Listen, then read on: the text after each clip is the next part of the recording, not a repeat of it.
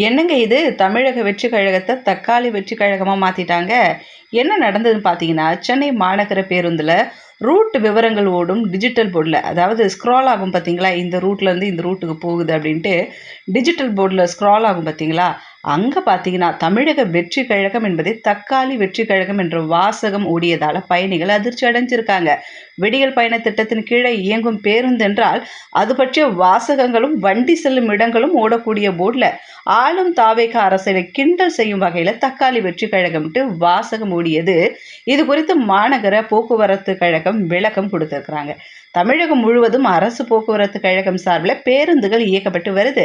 சென்னையில மாநகர போக்குவரத்து கழகம் நகர பேருந்துகளை இயக்கிட்டு வராங்க.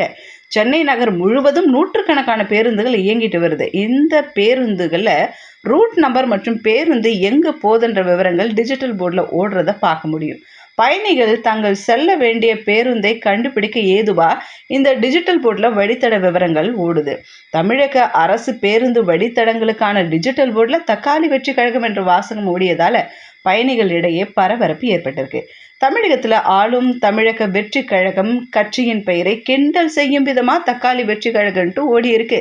பேருந்துகளை நடத்துனர்கள் மட்டுமே கையாளக்கூடிய இந்த டிஜிட்டல் போர்டில் தக்காளி வெற்றி கழகம் என்ற வாசகத்தை ஓட விட்டது யாரு அப்படின்ற கேள்வி எழுந்திருக்கு.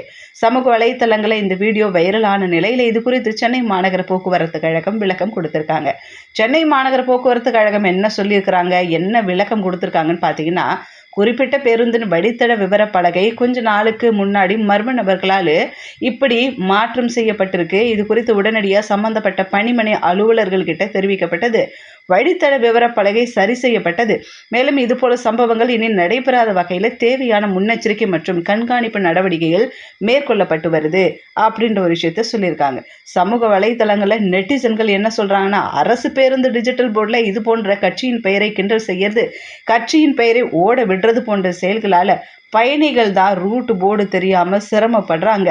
இது எப்படி நடந்தது, எப்படி அந்த டிபார்ட்மெண்ட்டுக்கு தெரியாம மர்ம நபர்கள் இப்பேற்பட்ட விஷயங்களை செஞ்சிருக்கிறாங்க இப்படின்ட்டு பல கேள்விகள் எழுப்பப்பட்டிருக்குது.